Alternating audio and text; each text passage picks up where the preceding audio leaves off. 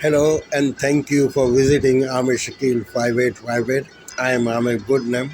Following news have been reported by American, Canadian channels and AP, AFP and Reuters news agencies. Now please, headlines. Hurricane Milton has played havoc with Florida. Many cities are still underwater. Trump accused Biden administration for playing politics with storm. Trump is in Colorado and Kamala Harris is in Arizona. Russia hit Ukraine with missile. Ukraine leader met German leader. Gold mine accident. Canadian Prime Minister is in deep trouble. Man and water cooler. On Wall Street, S&P 500, Dow Jones Industrial and Nasdaq all went up. Now please watch the channels.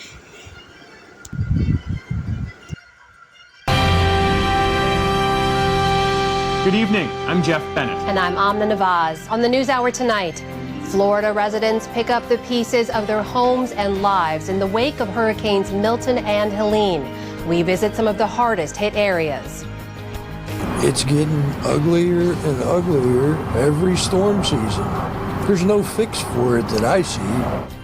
Former President Donald Trump stokes fears at a rally in Aurora, Colorado, a city he's falsely claimed is being taken over by gang violence.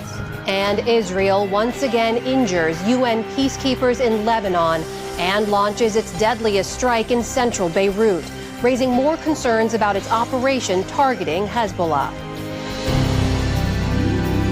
The day's other headlines with the 2024 Nobel Peace Prize, which was awarded to Nihon Hidankyo, a Japanese group of survivors from Hiroshima and Nagasaki. The 1945 atomic bombings by U.S. forces were the first and only nuclear attacks in history. In Japan, survivors are known as hibakusha, and many have dedicated their lives to abolishing nuclear weapons. Their win today was, in a way, a warning. The chair of the Nobel Committee said, quote, "In a world ridden with conflicts, we wanted to highlight the importance of strengthening the nuclear taboo."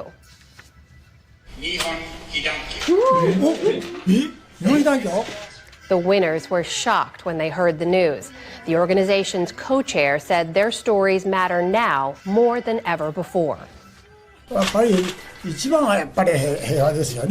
What I seek the most is peace, of course. The images of the children in Gaza covered with blood held by their parents remind me of Japan 80 years ago.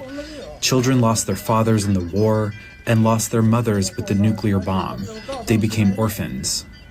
Palestinian officials say the war in Gaza has killed more than 42,000 people, the majority women and children. And Russian President Vladimir Putin recently announced a shift in his country's nuclear policy. That was seen as a warning to the West against allowing Ukraine to strike Russia with long-range weapons. But overnight, it was a Russian missile that struck deep into Ukraine, hitting the southern port city of Odessa and killing at least 4 people. Located on the Black Sea, Odessa is one of Ukraine's biggest hubs for exporting grain.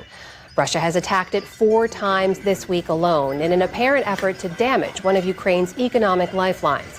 In the meantime, Ukrainian President Volodymyr Zelensky was in Germany today, where he received a pledge of more than $1 billion in military support from Chancellor Olaf Scholz.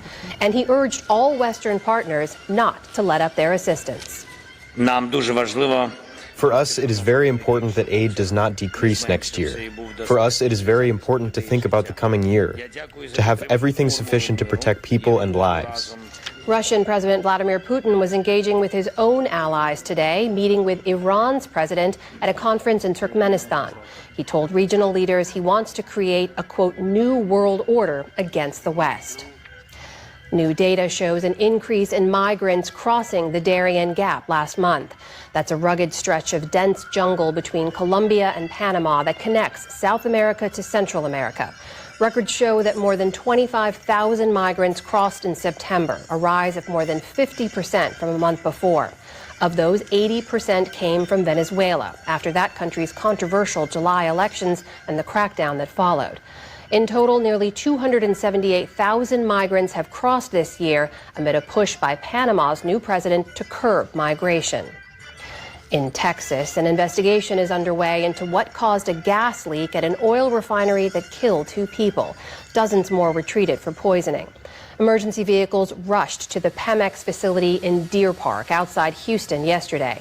Authorities say that the victims were killed when hydrogen sulfide leaked during work at the facility. That's a foul-smelling gas that can be toxic at high levels. Officials issued a shelter-in-place order, but that has since been lifted. It's the second such incident in the past 2 weeks. This natural gas pipeline, also in Deer Park, spewed massive flames for more than 4 days last month. Boeing says that it's cutting 17,000 jobs and delaying the rollout of its 770X wide-body plane as a month-long strike by factory workers hurts its finances. That is about 10% of the plane maker's global workforce. In a statement, Boeing CEO said the cuts are necessary, quote, to align with our financial reality. A strike by more than 30,000 workers has shut down production of Boeing's 737 MAX jet, among others. This week, Boeing withdrew its latest contract offer after talks between the union and management broke down.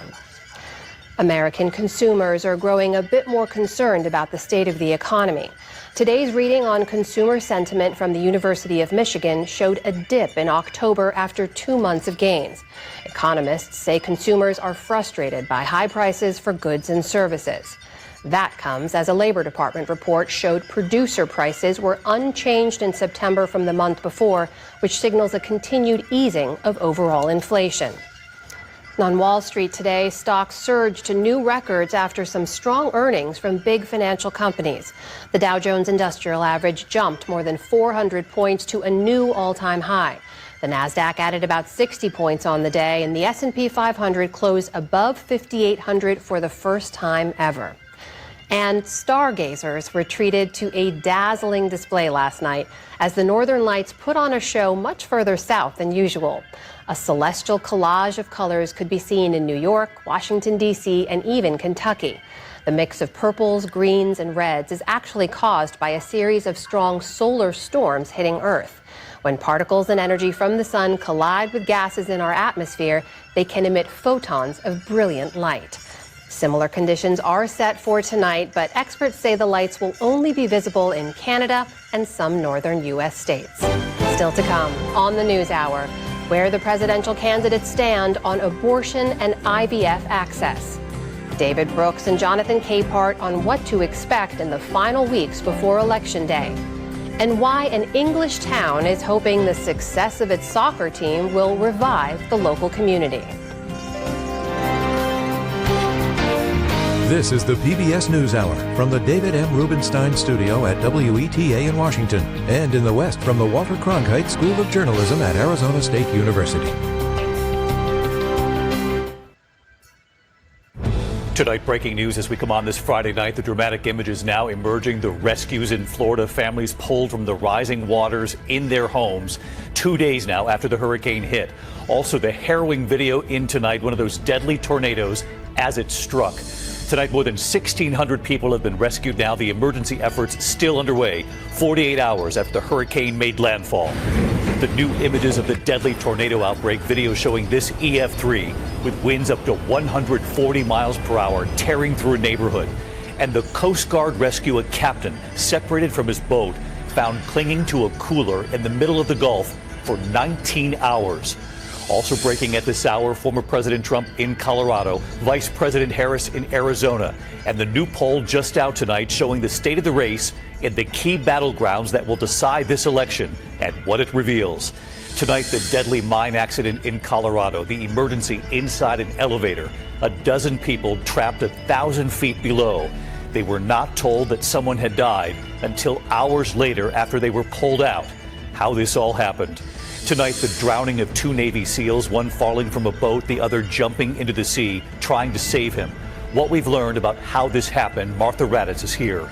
The crisis in the Middle East tonight, Israel launching its deadliest attack on Beirut in more than a year.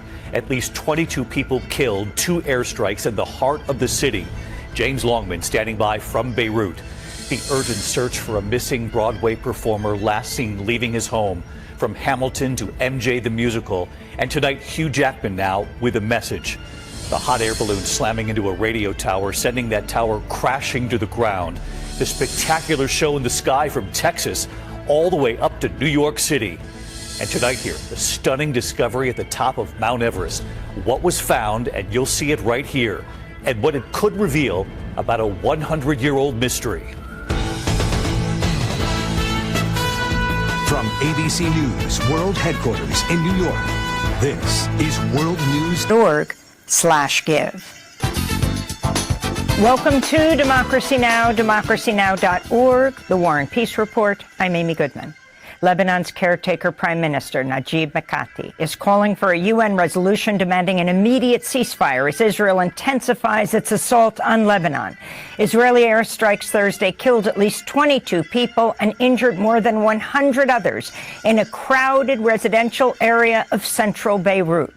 Survivors recounted the terror of Israel's overnight strikes as they surveyed the damage to their homes. I was praying. We heard the first strike and I thought it was in my house. The second one was much more powerful than the first one. People went down barefoot. They were screaming. We didn't know anything at the start. I went to see where the strike was and I saw that in my house, the glass and windows had shattered. We came and saw this scene. It was a horrifying scene. It was something unbelievable. Meanwhile, UN Secretary General Antonio Guterres condemned multiple targeted shootings of UN peacekeepers by Israel in southern Lebanon. At least 2 peacekeepers, Indonesian, have been injured. Such attacks violate international law, a UN official warned the state. Tonight, the urgent search and rescue effort in Florida's storm zone as the death toll from Hurricane Milton rises. With the floodwaters still rising, first responders out in full force using boats to rescue families and pets still trapped in their homes. A 91-year-old woman carried to safety by deputies. At least 17 dead, and more than 2 million homes and businesses still without power. Statewide, nearly a third of all gas stations running out of fuel. Communities still cut off by the devastation caused by Milton and its deadly tornadoes. Our team in the hurricane zone. Also tonight, the dramatic rescue after a deadly accident trapped nearly 24 tourists at a Colorado gold mine. The victim who died, now identified as a tour guide and father. The race for the White House. Barack Obama hitting the campaign trail for Kamala Harris, taking aim at Donald Trump. His blunt message to black men. And with 25 days to go, Mr. Trump campaigning in Aurora, Colorado.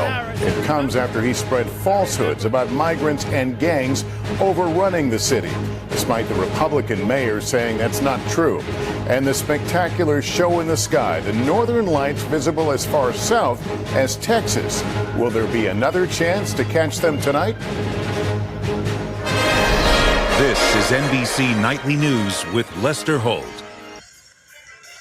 We are learning more tonight about the deadly accident at an old gold mine in Colorado that left tourists trapped deep underground for hours in chilly temperatures. CBS's Carter Evans is at the site with the latest developments. Visitors to the Molly Kathleen gold mine pack into cramped elevators to begin the descent 100 stories below ground to tour the extensive network of tunnels. Come on, everybody get up against this back wall here for me, please. On Thursday, tourists were in that same mine shaft when the problems began. We know there was a malfunction around the 500-foot mark. We know that the elevator dropped a little bit. You know, the doors were mangled. Tour guide Patrick Weir, a 46-year-old father, was killed. 11 people were with him, including 2 children. They were among the first group rescued. What condition were they in? It was very traumatic. I know that. They saw some bad things. They saw some bad things that I can't even talk about. For more than 6 hours, 12 other visitors remained trapped 1,000 feet underground. And Sheriff Jason Mikesell made the decision not to tell them specifically what had happened. We didn't want to create more of an emergency at the bottom to where we couldn't deal with it. What if someone had a panic attack, a heart attack? Panic attack, heart attack. We didn't want to give them that information. The sheriff says they were in good spirits with water, blankets, and chairs, while authorities made sure the group could be safely rescued using the elevator. Now that's the elevator behind me right there, and once it was repaired, the sheriff tells me the mine's owner insisted on being the first one to go down. He wanted to make sure it was safe to bring everyone else back up. The cause of the accident is still under investigation, and right now this mine. Now to the race to the White House. CBS News has confirmed that Donald Trump's campaign is requesting military aircraft to escort the former president around the country during the final weeks of the campaign. What does President Biden have to say about this? Here's CBS's Nicole Killian. After 2 assassination attempts and amid heightened intelligence about potential Iranian plots threatening to kill former President Trump, his campaign is asking for military aircraft to be added to the security detail. The unprecedented request made to the White House and Secret Service also call for expanded flight restrictions over Trump's residences and rallies, and ballistic glass, which is already used at some of his events. In a statement, the Secret Service reiterated Trump is receiving the highest levels of protection and will remain vigilant, while President Biden said he's authorized extra security. Well, I've told the department to give him every single thing he needs for his, as he were sitting president, give all that he needs. If it fits within that category, that's fine. Today, the former president addressed an overflowing crowd in the city of Aurora, Colorado, where he leaned heavily into anti-immigration rhetoric and proposed Operation Aurora, vowing to remove members of a prominent Venezuelan gang. I will rescue Aurora and every town that has been invaded and conquered.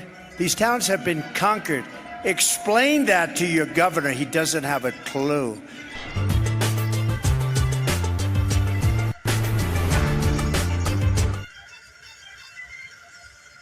Breaking tonight, the organized effort underway behind closed doors to try to push Justin Trudeau to resign. With the Prime Minister overseas, some Liberal MPs organize against him. What CBC News has learned about the internal revolt brewing. We take you inside the Florida community destroyed by tornadoes spawned by Hurricane Milton. And I saw my roof just blow away. And far from the coast, catastrophic flooding that made rescues impossible. I didn't know what to do. I was helpless at the point. The devastating and unexpected impact far from where Milton made landfall. A dazzling light show across the country. It was absolutely phenomenal. Why the northern lights were visible so far south. From CBC News, this is The National with Ian Hennemanson. Tonight, Canada's pharmacare bill becomes law, laying the groundwork for a universal drug plan.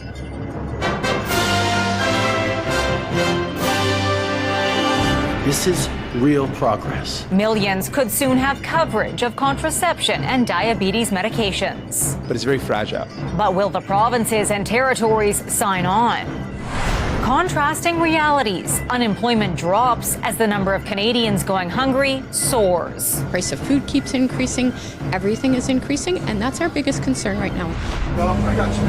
The race to save lives and the long road to recovery in the wake of Hurricane Milton. This was just mayhem and destruction. 2-2 showers! And the first Inuk person to play in the NHL shares his struggles and successes on the silver screen. Today's a new day. I want to be better than I was yesterday. Plus, a rare and radiant solar storm.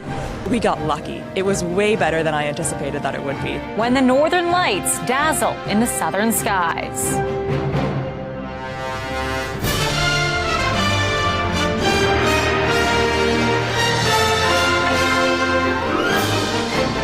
CTV National News with Heather Butts. On this Friday night, Florida's long road to rebuilding. The mammoth cleanup from a monster storm. It's devastating. It's your life. How long millions could be without electricity or clean water.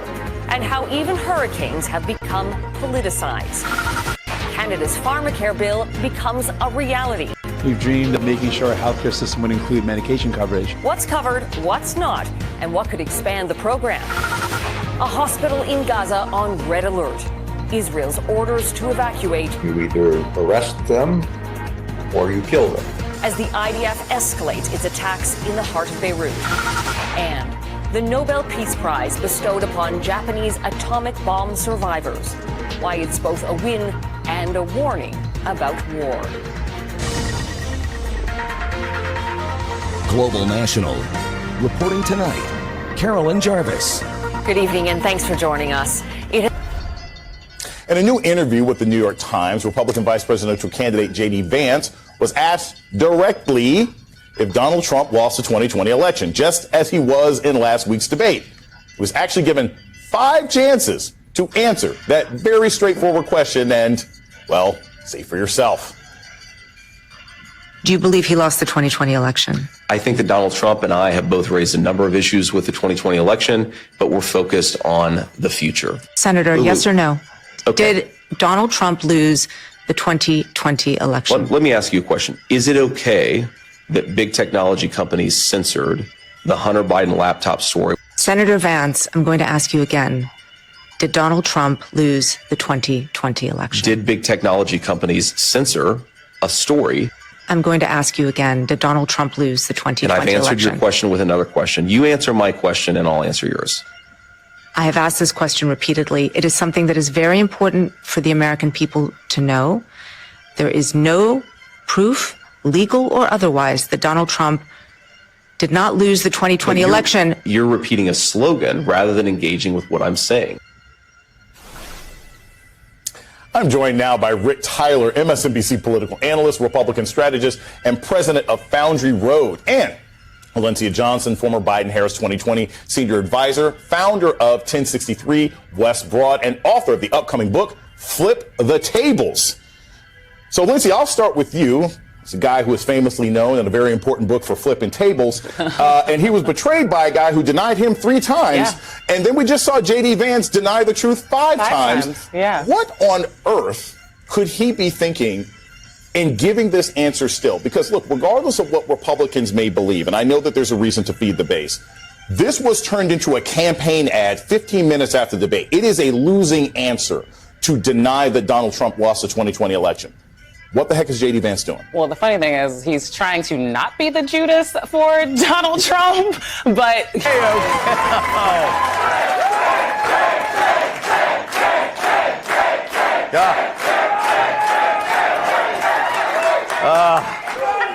All right, I get the same response when I enter the sauna. It's Friday, so you know what that means. Let's welcome tonight's guest. He was the inspiration for the mute button. Host of One Nation and co-host of Fox and Friends, Brian Kilmeade. She would never use cocaine because it would only slow her down. Co-host of Outnumbered, Emily Campagno. He used to bang a gavel, now he makes libs unravel. Comedian Vince August. And I'd hate to be her neighbor when she finally goes into labor. New York Times bestselling author and Fox News contributor Kat Tiff. All right, before we get to some news stories, let's do this. Greg's Leftovers.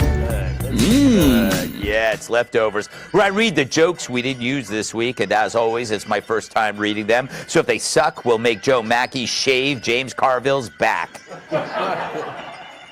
So Tim Walz is apparently launching a media blitz to woo male voters. He claims he won't leave a man behind unless it's in Iraq. Ooh. Yeah, you laughed a little early, didn't you? Second gentleman Doug Emhoff called allegations about his personal behavior a distraction. And he added that every second he spends denying them is one less second he can have sex with a nanny.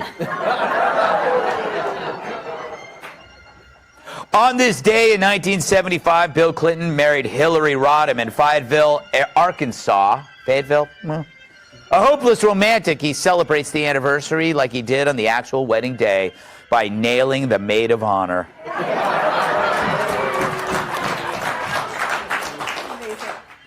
Bill will also hit the campaign trail for Kamala Harris next week. He says he's looking forward to getting out there to pound the pavement And some new ass. Meanwhile, Hillary's new book has apparently sold poorly in its first week. Funeral arrangements for the publisher will be released soon. CBS's 60 Minutes was caught editing their interview with Kamala Harris to make her look better. It's a shocking ethical lapse.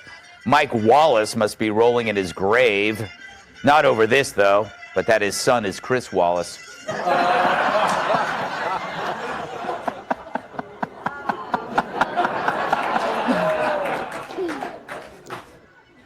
That is so good. A Florida dad saved his home from Hurricane Milton by strapping it to the ground. They do the same thing with Doug Emhoff during nanny season.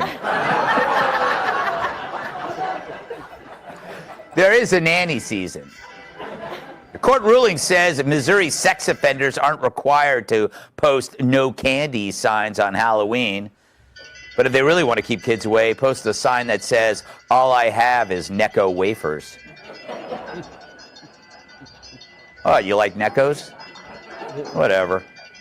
Canadian speed eater set a world record by eating more than 2 pounds of sriracha hot sauce in under 3 minutes. Tomorrow he plans on setting another record for world's hottest diarrhea. Your diarrhea is hot.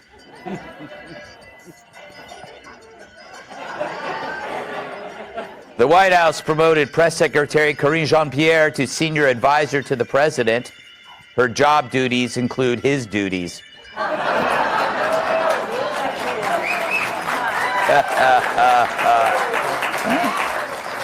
New research. Thank you for sparing your precious time. This is Amir Shakil. Have a good life. Bye-bye.